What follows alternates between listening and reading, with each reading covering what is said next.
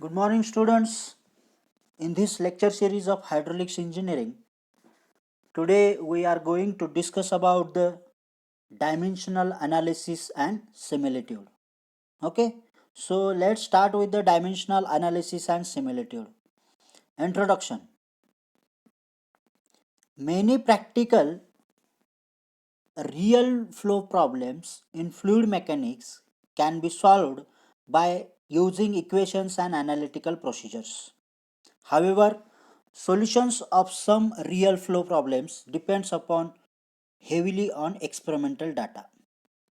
Sometimes the experimental work in the laboratory is not only time consuming but also expensive.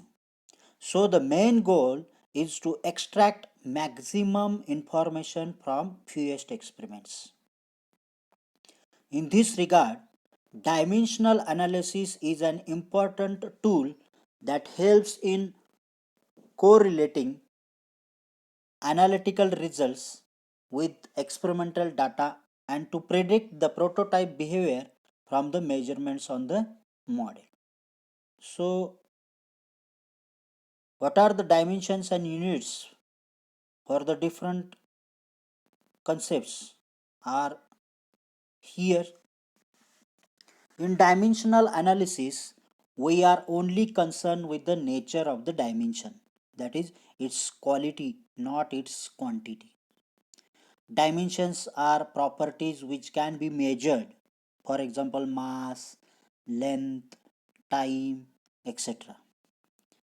Units are the standard elements we use to quantify these dimensions.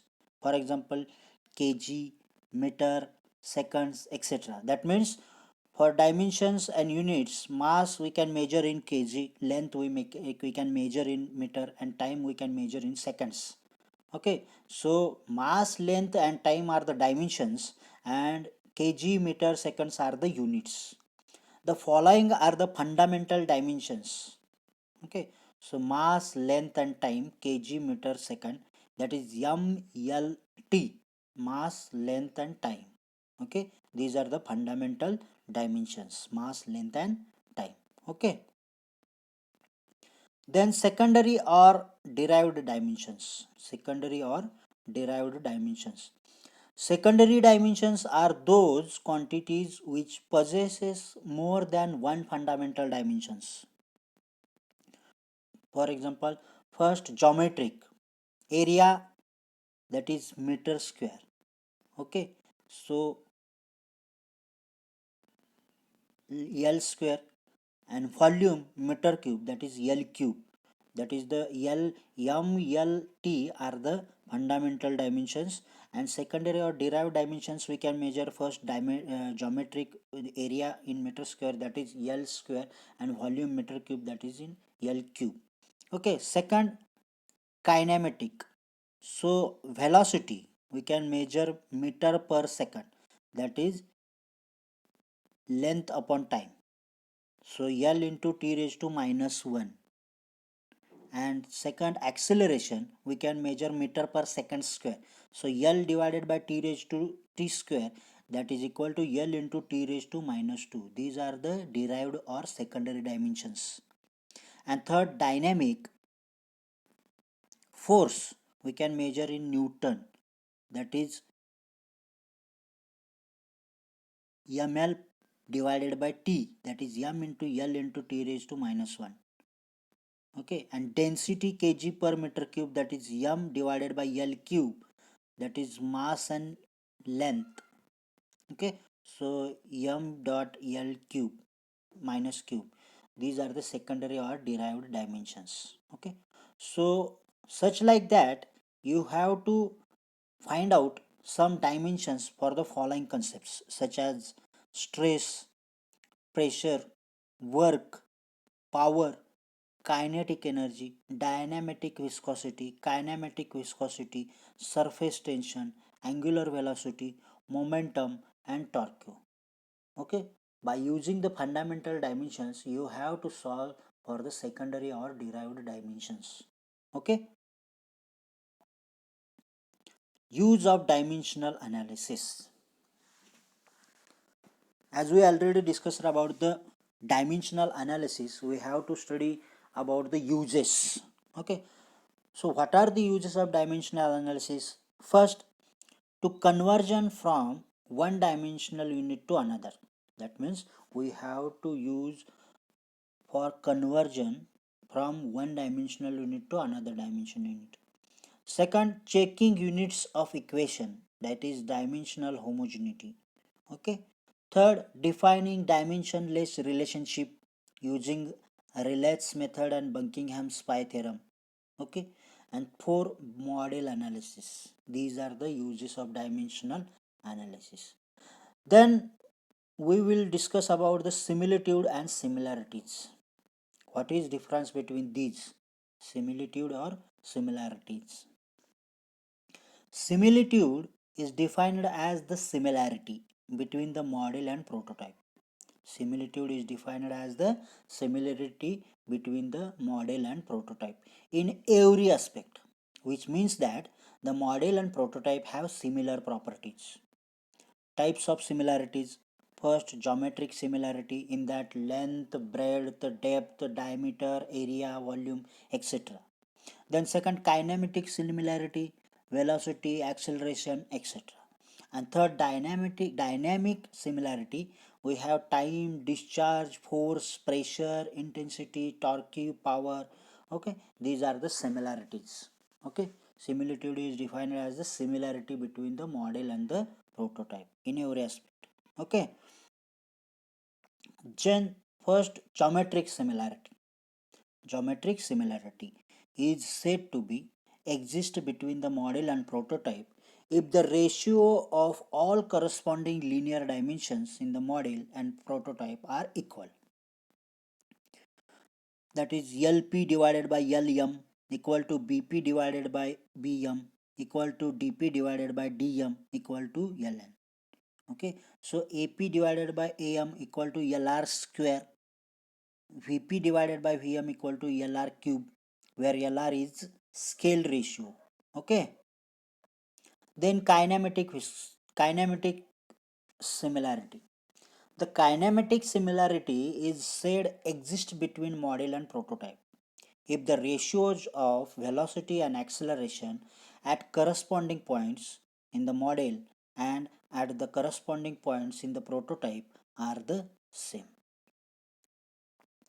Vp divided by Vm is equal to Vr and Ap divided by Am is equal to Ar, where Vr is velocity ratio and Ar is acceleration ratio.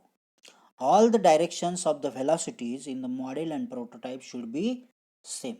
Okay, this is kinematic similarity. Then third, dynamic similarity.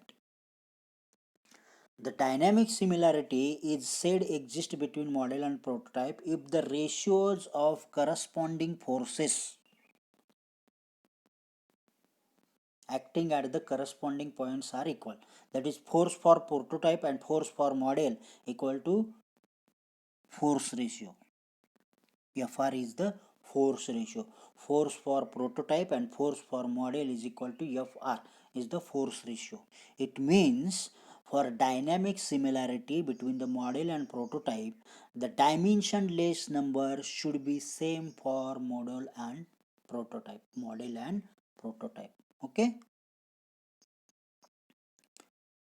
Then dimensional analysis and similitude.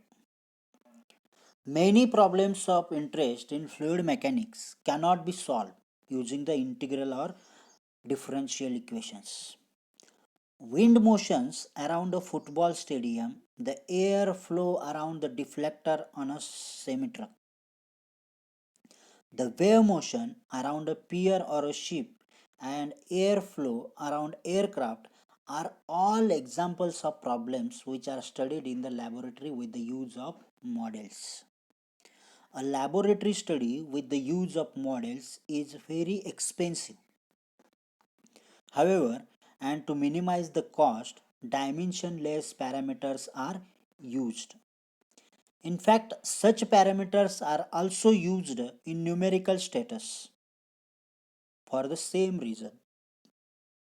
Once an analysis is done, on a model in the laboratory and all quantities of interest are measured, it is necessary to predict those same quantities on the prototype, such as the power generated by a large wind machine from measurements on a such smaller model.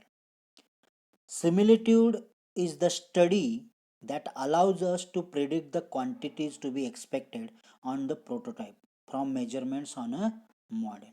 This will be done after our study of dimensional analysis that guides the model study. Okay, the dimensional analysis. Dimensionless parameters are obtained using a method called dimensional analysis. Okay, dimensional parameters are obtained using a method called dimensional analysis. It is based on the idea of dimensional homogeneity. All terms in an equation must have the same dimensions. By simply using this idea, we can minimize the number of parameters needed in an experimental and analytical analysis, as will be shown. Any equation can be expressed in terms of dimensionless parameters simply by dividing each term by one of the other terms. For example, consider Bernoulli's equation. V2 square divided by 2 plus P2 by rho plus GZ2 equal to V1 square upon 2 plus P1 divided by rho plus GZ1. Say it as equation number 1. Now divide both sides by GZ2. The equation can then be written as V2 square upon twice GZ2 plus P2 upon YZ2 plus 1 equal to V1 square upon twice GZ1 plus P1 upon YZ1 plus 1 into Z1 divided by Z2. It is say it as equation number 2. Note the dimensionless parameters, that is V square upon GZ and P upon YZ. Non-dimensionalization of an equation by inspectional analysis is useful only when one knows the equation to begin with. However, in many cases, in real life engineering, the equations are either not known or too difficult to solve. Oftentimes, experimentation is the only method of obtaining reliable information. In most experiments, to save time and money, tests are performed on a geometrically scaled model rather than on the full scale prototype.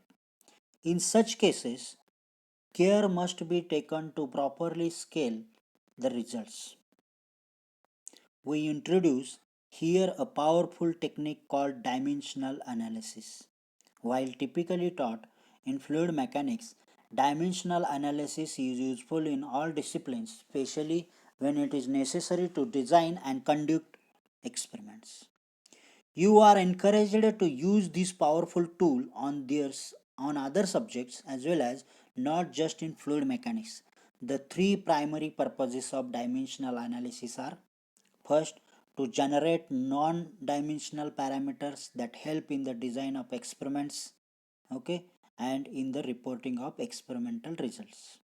Second, to obtain scaling laws so that prototype performance can be predicted from model performance. To sometimes predict trends in the relationship between parameters. Okay. Before discussing the technique of dimensional analysis, we first explain the underlying concept of dimensional analysis, the principle of similarity. There are three necessary conditions for complete similarity between a prototype model and prototype. The first condition is geometric similarity, as we already discussed about it. Second is kinematic similarity, and third is dynamic similarity. These three conditions for the similarity we are already discussed in the earlier slides: geometric similarity, kinematic similarity, and dynamic similarity. Okay, so all three similarity conditions must exist for complete similarity to be ensured. In a general flow field, complete similarity between a model and prototype is achieved only when there is geometric, kinematic, and dynamic similarity. Okay, so dimensional analysis by Rayleigh's method or power series and Buckingham pi theorem. Above two are methods to convert a dimensional relationship into non-dimensional form. Dimensional analysis is used to test models in civil engineering, in mechanical engineering, aeronautical engineering, naval engineering, and architectural engineering. For civil engineering, study of structures such as dams, spillways, canals, etc. are predicted to the working of full-size structures. Okay. Similarly, for mechanical engineering, model test on pump, compressor, engines, turbines, etc. For aeronautical engineering, model test on aeroplanes, rockets, missiles in wind tunnels. For naval engineering, model test on ships, submarines, etc. And for architectural engineering, model test on buildings to predict wind loads, airflow pattern, helps in design passageway, thermal comfort of the buildings. Okay. Then what is the Rayleigh's method? Rayleigh's method or power series. The Rayleigh method is based on the following steps. These are the five main steps which is based on. Okay. First of all, write the functional relationship with the given data. Second, write the equation in terms of a constant with component, that is power A, B, C. Third step, with the help of the principle of dimensional homogeneity, find out the values of A, B, C by obtaining simultaneous equation and simplify it. Fourth, now substitute the values of these exponents in the main equation and simplify it. Okay. Then fifth, if the number of exponents involved is more than 3, then the exponents of the properties d, v and rho are evaluated in terms of the other exponents. That helps to group the variables into recognized dimensionless parameters. This is all about the power series or Rayleigh's method. Then second method is Buckingham's pi theorem. Buckingham's pi theorem. Rayleigh's method becomes laborious and cumbersome when large number of physical variables are involved. The Buckingham pi theorem is used to create the dimensionless parameters given a functional relationship such as that of equation number 3. Write the primary variable of interest as general function. For example, such as x1 is equal to function in bracket x2, x2, x4 up to xn. Okay, where n is the total number of variables. If m is the number of basic dimensions, usually 3, the Buckingham's pi theorem demands that n minus m, that is dimensionless groups of variables, the pi terms are related by, that is pi 1 is equal to f1 in bracket pi 2, pi 3 up to pi n minus m. The pi term pi 1 is selected to contain the dependent variable and the remaining pi term contains the independent variable. It should be noted that a functional relationship cannot contain a particular dimension in only one variable. For example, in the relationship V is equal to F in bracket D, T and rho, the density rho cannot occur since it is the only variable that contains the dimension m, and m would not have the possibility of cancelling out to form a dimensionless pi term. Okay.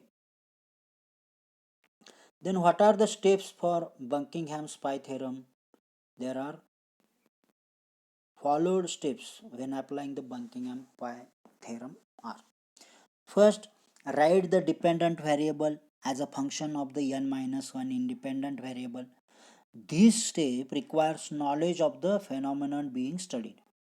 All variables that influence the dependent variable must be included, and all variables that do not influence the dependent variable should not be included.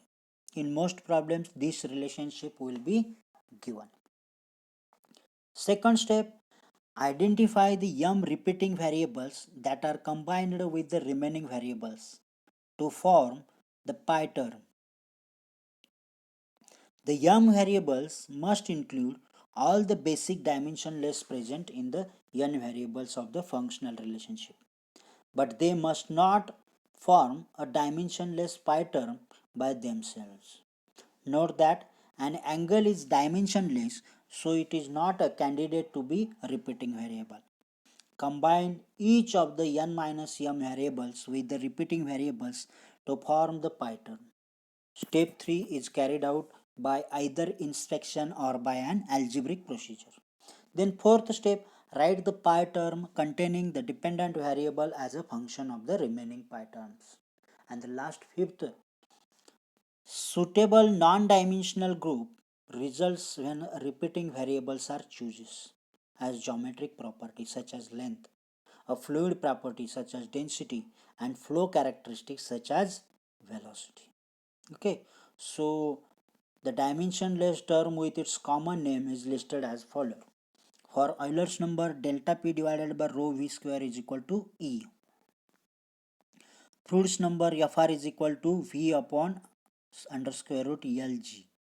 Reynolds number Re is equal to rho Vl divided by mu. Mach number M is equal to V upon C. Weber number We equal to rho L V square upon sigma. Strahl number equal to St equal to lambda L divided by V. Okay, this is all about the Buckingham's pi theorem and Rayleigh's method. Okay, thank you very much.